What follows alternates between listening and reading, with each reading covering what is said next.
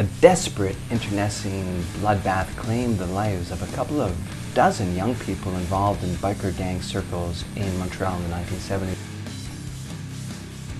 This is the blood-stained tale of the Great Montreal Meth War of 1975. I'm Christian Gravener, author of Montreal 375 Tales, and I'm currently researching Montreal crime, West End gang, Dubois brothers, bikers, mafia. My long-term goal is to create a Sopranos-style crime epic. I also write the site Coolopolis and often interview people involved with crime in full confidentiality, so write me at megaforce@gmail.com if you want to chit-chat. From the 1950s onwards, bikers were seen as rebels. The Wild One with Marlon Brando was banned here because young people started sporting leather jackets, and a bunch of them trashed 200 streetcars and buses after a 2.5-cent ticket price hike in 1955. And by the 1960s, Montreal was a landscape of nascent biker clubs, Satan's Choice, Devil's Disciples, Hot Pistons, literally dozens of gangs here as well as elsewhere in the province. These guys were small time. They were mostly broke and dabbled in selling dime bags in their early days, but the violence soon started. The main conflict in the story involves Devil's Disciple top dog Claude Ellefson, the youngest of a family of 13, known for his handlebar mustache and his nickname Johnny Hallyday, a tribute to the French rock star who actively cultivated a biker identity and even visited biker bunkers on his visit to Quebec in the early 70s. And on the other side is fellow Devil's Disciple Gilles Forget, who split with Ellefson and led his own faction. A later version has it that Guy Filion was the leader of the Forget faction against Ellefson, and he sparked the war by stealing all of the club's cash, which was in the hundreds of thousands of dollars. The Devil's Disciples conducted a lethal ongoing war with the Popeyes. One Devil's Disciple was stabbed to death on Taschereau Boulevard, and both sides traded bombs before the Devil's Disciples dissolved in 1977 and joined the Laval-based Huns, while the Popeyes went with the Hells Angels. The Devil's Disciples were known for selling drugs around Saint Denis, and they exported their crystal meth into Boston and New York City. They took a lot of drugs and often fought amongst themselves. In one episode in 1968, 68 mostly Devil's Disciple members rioted in a police station jail cell near LaFontaine Park after management of the East End Blue Lagoon Disco complained of a riot. And the gang also made headlines the next year when member André Forget robbed a church, and in 1970, André Bonneville Bureau, 20, stabbed to death fellow Devil's Disciple Pierre Boucher, 22, over a girl after he and two others lured the victim into a car from a restaurant at Clark and St. Catherine. The same year, 4 members and one of their wives were busted for rape and sentenced to 4 to 10 years in jail. And then there are the Dubois brother gang who come into the story near the end. The Devil's Disciples controlled about 5 bars on the east side, according to police, who said that Jean-Guy Giguère, a lieutenant of Devil's Disciple top dog Claude Ellefson, earned about $1,000 a week watching over those bars, which likely meant extortion or protection racket of some sort. Those bars were not named, but the control of those bars led to friction with the Dubois brother gang. In 21 May 1974, multiple gunmen shot wig salesman Claude Chamberlain, 39, and Marie-Noël Perouse, 22, dead in their Laval trailer along with their 2 large dogs. The trailer was torched 2 days later after the gunmen killed the couple. Both had minor criminal records and bullets in the head. The theory was that Chamberlain was a swindler and might have irritated his neighbor Ellefson. Ellefson's assistant Pierre McDuff might have committed the crime, and he gets killed later in this story. 21 July 1974, a pair of killers strolled into the Fontaine de Joanny restaurant on the west side of Saint Denis, just south of St. Louis Square, which is the center of much of this action, as it was a giant bazaar of drug dealing. The restaurant Fontaine de Joigny is described in unflattering terms by Danny Laferrière in his autobiographical famous novel Comment se faire l'amour à un nègre sans se fatiguer, and the restaurant also earns a name drop in my Montreal 375 Tales. Jean-Claude Arbour, 27, and Jacques Morin, 26, were shot dead, probably for the crime of dealing drugs on someone else's turf, but cops believe that the killings might also have been related to a $400,000 bonds and security heist from a post office truck a year earlier. Now, victim Morin's brother Jean-Paul Morin, 21, sought revenge, so he and Jean-Guy Sicard, 22, and Francis Boucher, 18, dropped into Boucher's friend's home in the East End on a Sunday morning at 8 a.m. Mary Novicow and Francine Leblanc were terrified by the gun-wielding trio, who went to the neighbor's place and killed the electrician, Jean-Pierre Boiteau, 22, at his home at 8251 Neuville in Anjou at 8 p.m. Now, Boiteau and his wife Chantal Veilleux Boiteau, 21, were reading on the couch. It was a hot night with the door open when Sirard came in with a 12 caliber sawed-off shotgun and Morin with a 32 caliber revolver. Alas, it was a case of mistaken identity, as Boiteau had no connection with the double shooting at Fontaine de Joigny and was not a criminal of any sort. The killer trio was rounded up and charged, and who actually killed the duo at the restaurant remains unknown. October 10, 1974, Ginette Caron was found dead in a country field with a bullet in her head. It's believed that she might have known too much about the drug dealing done by the Devil's Disciples at St. Louis Square. November 28, 1974, Jean Viaud, 49, who sold trailer homes in Laval, disappeared. Cops believe that he kept company with Ellefson. Now, the big news comes on 5 February 1975 when Montreal police and the RCMP announced that they had seized $500,000 worth of drugs, such as 500 pounds of crystal meth, amphetamine, speed from a farm en Rang-Sacacomi in Saint-Alexis-des-Monts. There was a full drug lab, and cops also seized chemicals in Pierrefonds and in Saint-Vincent-de-Paul. They also found a loaded weapon of fake checks. The raid was announced February 5, but it was unclear when it took place, and this is what starts the big internal dispute that left an incredible body count, as Ellefson and Forget had been meant to work together to build a new lab after this seizure, but their relationship soured badly, as Ellefson allegedly reneged on his promise to pay $22,000 for his share of the new lab. 19 January 1975, Forget Lieutenant Philippe Birins, 19, is found dead at his apartment at 696 Azilda. Not long before, he had confronted Ellefson inside the Iberville brasserie at 5195 Iberville. 21 January 1975, in an unrelated act of barbarity, Richard Glass killed 13 at the Gargantua strip club at 1369 Beaubien East, locking the victims in a closet and setting the place on fire.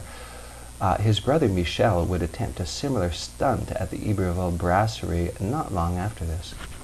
March 30, 1975, Ellefson, his girlfriend Suzanne Patenaude, and Top Lieutenant Pierre McDuff narrowly escaped death at Ellefson's cottage in Piedmont after an explosion rocked the premises. All three survived. Forget is suspected of being behind the attack. April 23, 1975, Gilles Auger, 27, loses an eye after Ellefson's faction plant a car bomb in his Cadillac on Boyce Street in the East End. April 26, 1975, Claude Brabant, 38, who had switched from the Forget camp to the Ellefson camp, is found dead on a country road.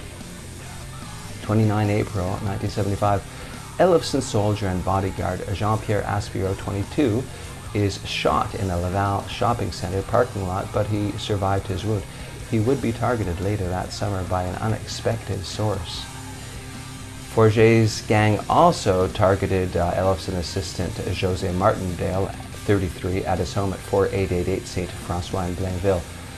Kids see the 6 sticks of dynamite and 34 ounces of nitroglycerin. It was all dismantled before doing any harm. May 9, 1975, the decomposed body of Réal Girard of the Devil's Disciples was found floating in the St. Lawrence River. May 17, 1975, Gaëtan Poulin, 21, of 5765 2nd Avenue, Rosemont, is kidnapped after about 10 p.m. He was a regular patron at the Iberville. Guy Filion of the upstart Auger faction narrowly escaped after gunmen ambushed him in the evening at his home in rural Saint-Monique. His girlfriend, Ginette Pelletier, 25, died after walking into a wall of flying lead. The couple had just returned from a visit with her parents on de Gaspé Avenue in Montreal. Filion had a long list of enemies, including dealers at the bars on La Jeunesse. Initial reports described him as an Ellefson loyalist, but the later version had him helming the anti-Ellefson rebellion. June 11, 1975, 5 young Ellefson associates were kidnapped from Brasserie Iberville and forced into a Cadillac. Esteban Kellner, Gaëtan Engelhardt, Daniel Pinchot, Richard Gervais, and Robert Landry were taken away. They were thought to have been killed and buried in Mascouche. It's unclear whether their remains were ever found. The 5, who were reportedly killed by shovel blows and buried in a sand pit, might have been killed as retribution for their involvement in the attempt to kill Filion.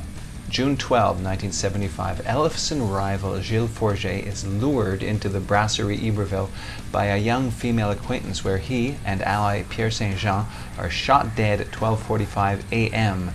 as a crowd in the bar chanted, "To the head, to the head." The duo were shot 10 and 8 times respectively, as the killers, Ronald Proux, Jean-Paul Maturin, Gilles Lavigne, and Michel Blas, brother of Richard Blas, sported fake mustaches and sunglasses. By this point, police had started watching the place closely and were quick to nab the killers. Blas persuaded a regular customer to touch the dead bodies.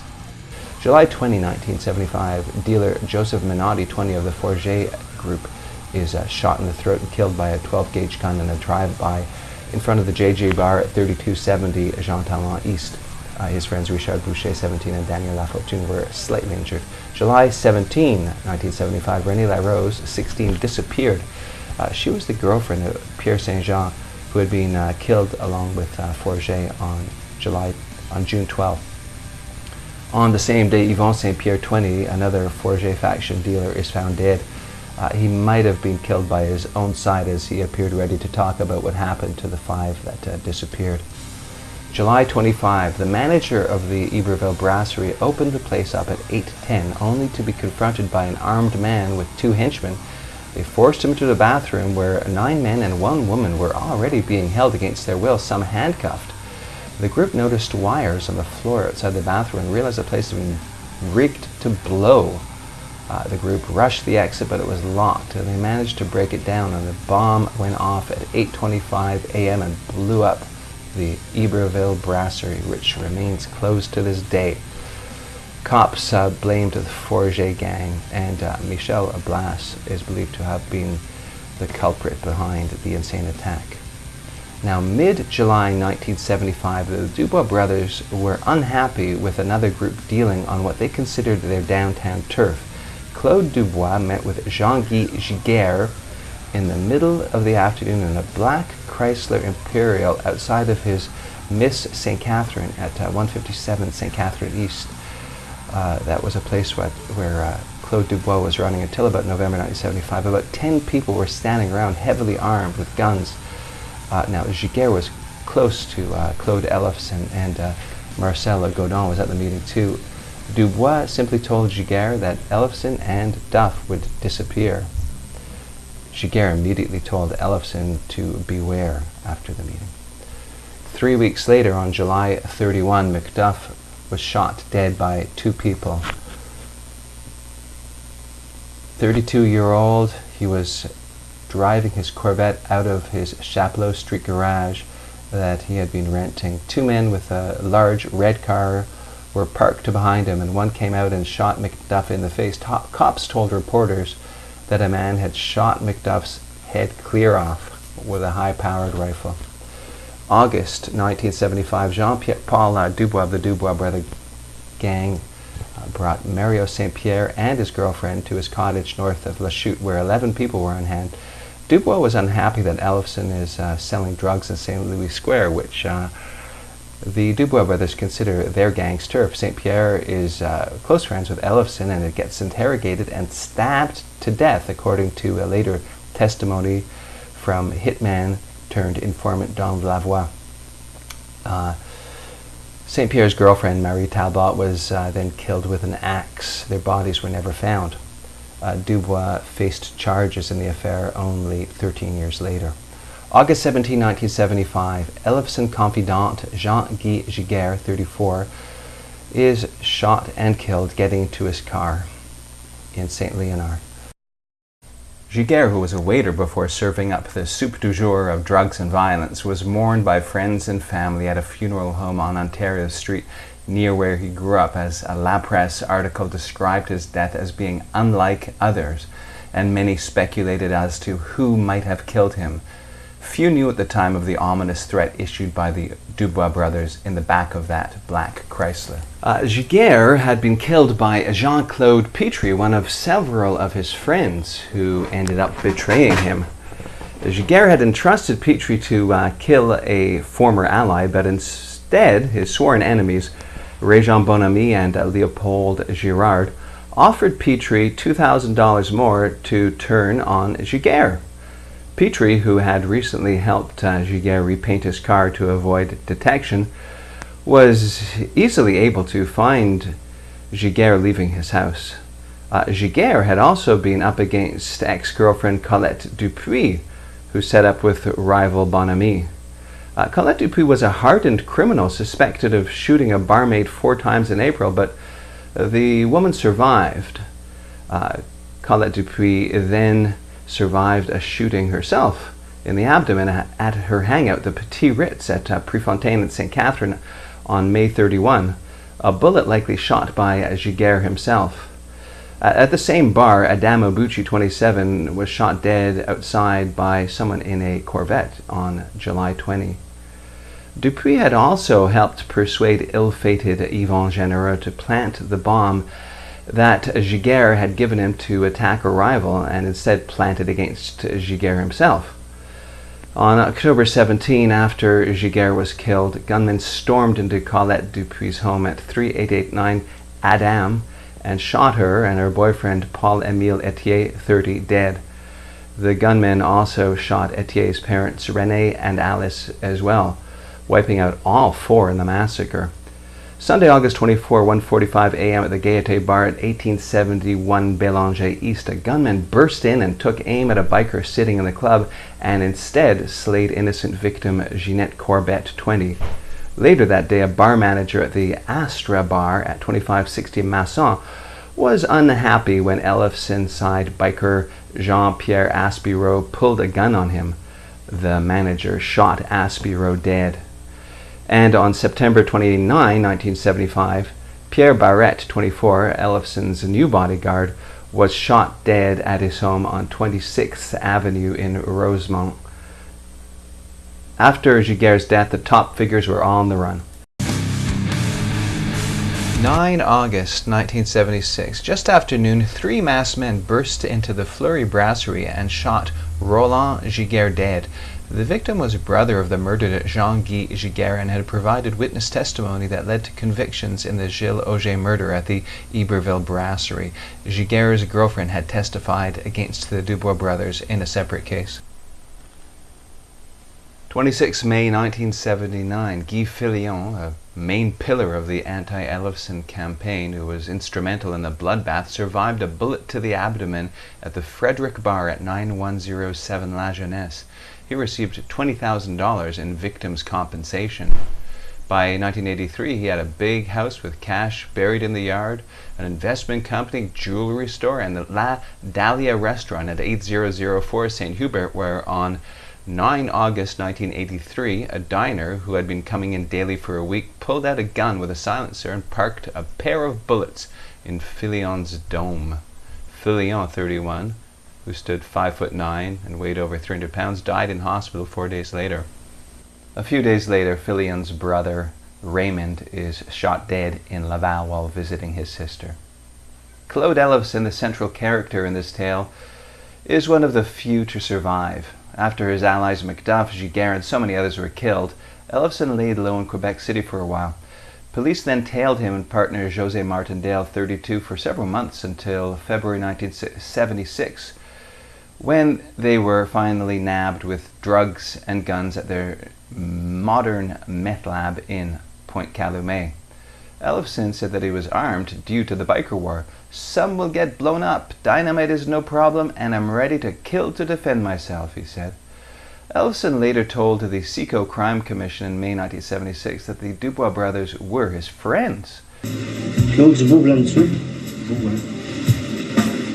Moi, vous faites bien une erreur quelque part. Certainement. Claude Dubois, c'était un de mes amis. He listened to a tape demonstrating the contrary, but flat out denied its truth. Asked why he left Montreal, he said, "Montreal is no longer livable. There are microphones in the walls." Ellefson stayed in prison until 1983 and allegedly lived somewhere on McGill Street near Notre Dame. After all the horrific violence and senseless murders, the 1975 Montreal biker war was finally over.